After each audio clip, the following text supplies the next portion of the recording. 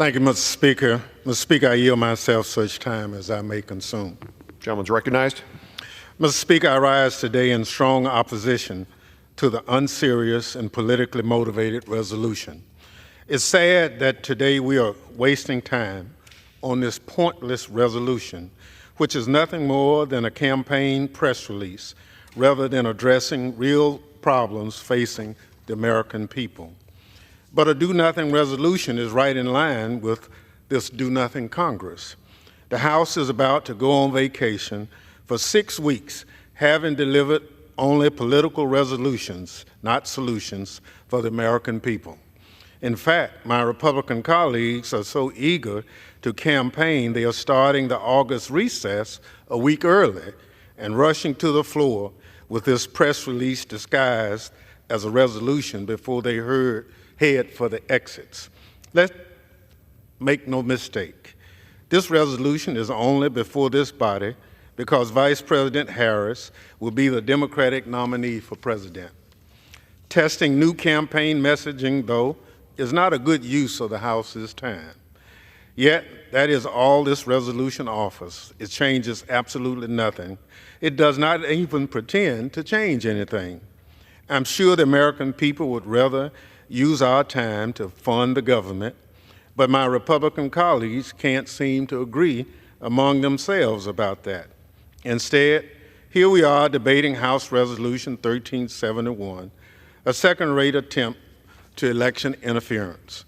Perhaps it's also an ethics violation, since my Republican colleagues are blatantly using House resources for campaign purposes.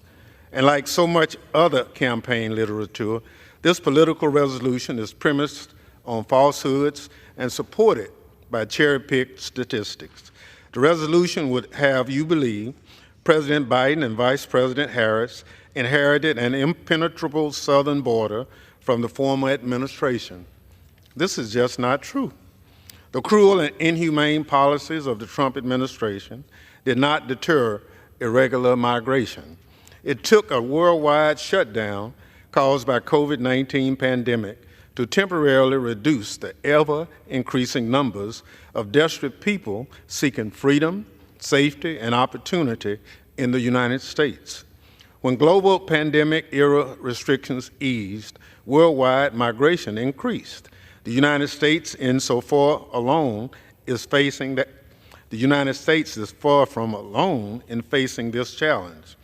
When President Biden and Vice President Harris took office, they reversed terrible Trump-era policies that separated children from their parents and put children in cages. The Biden-Harris administration has also increased enforcement, deployed more border surveillance equipment, and sped up immigration processing. The administration is removing and returning more people and implementing tough new policies that have cut the number of border crossers by more than half over the last 7 weeks alone. Vice President Harris, in particular, has worked to address the root causes of migration, especially from El Salvador, Guatemala, and Honduras. Improving conditions in Northern Triangle countries means fewer people feel compelled to make the journey to the U.S.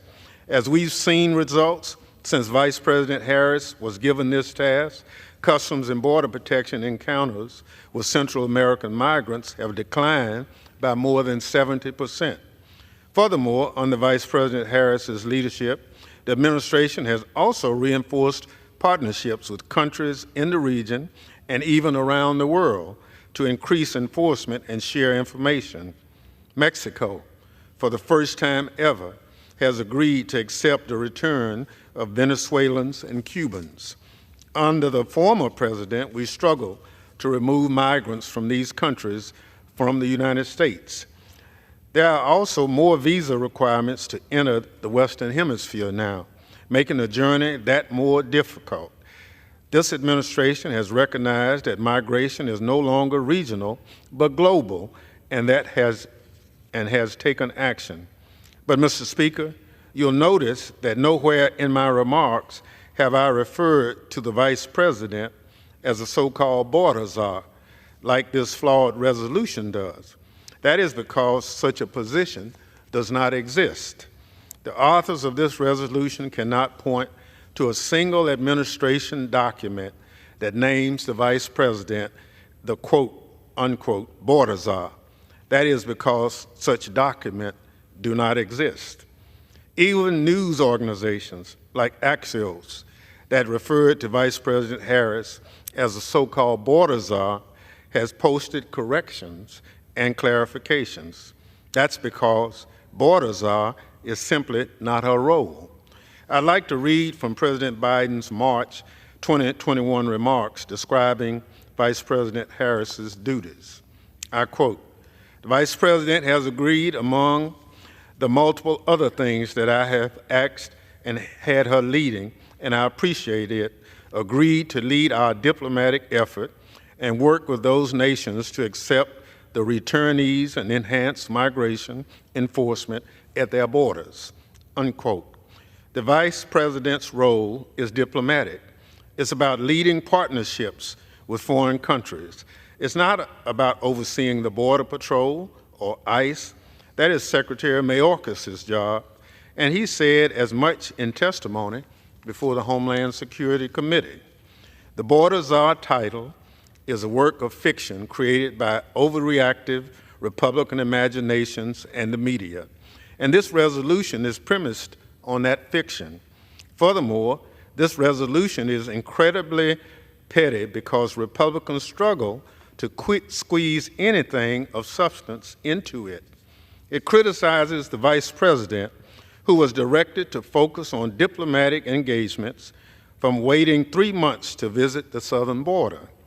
Republicans then take issue with where she chose to go along the southern border. Vice President Harris went to Texas, just not the part of Texas Republicans thought she should go. The resolution also criticized the Vice President for failing to make direct outreach to U.S. Border Patrol chiefs. Again, she was not tasked with overseeing the Border Patrol.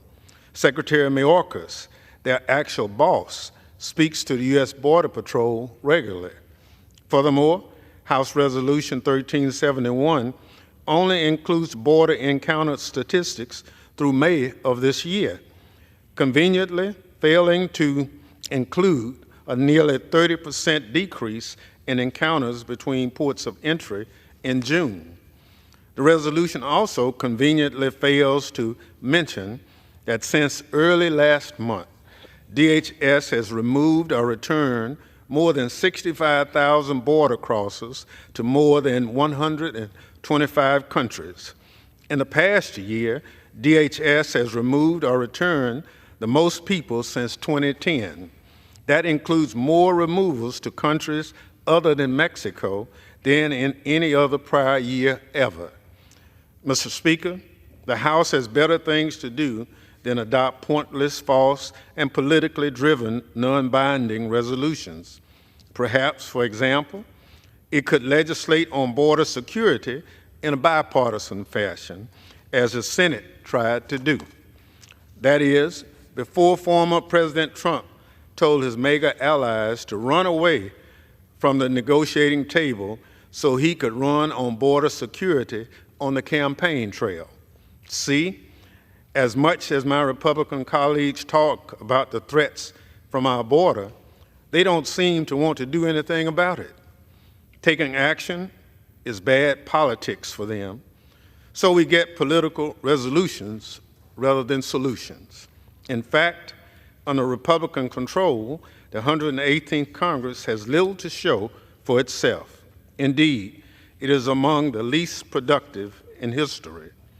Maybe House Republicans are simply biding their time because they think they can implement their Project 2025 agenda next year. This do-nothing resolution is out to test drive political talking points rather than change the sorry trajectory of this do-nothing Congress.